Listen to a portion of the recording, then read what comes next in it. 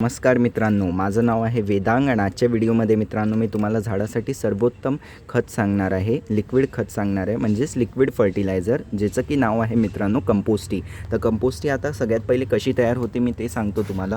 तर जे पण मित्रांनो आपण घरी खतं तयार करत असाल, समजा आपण घरी खतं नाही तयार करत असाल तर माझा व्हिडिओ आहे डिटेलमध्ये शिकवला आहे की घरच्या कचऱ्यापासून म्हणजे किचन वेस्ट कंपोस्ट घरच्या घरी कसं तयार करायचं, तर तो व्हिडिओ नक्की पाहाल।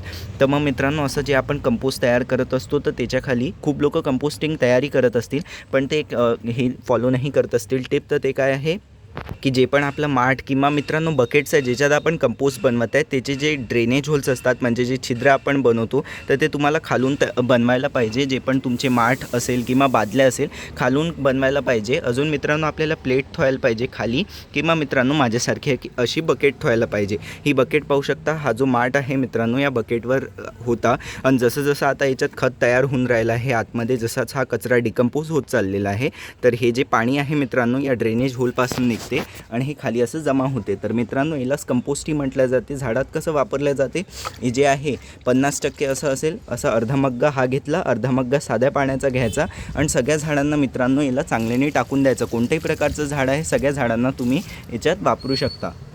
व्हिडिओला लाईक शेअर सबस्क्राईब नक्की कराल। धन्यवाद।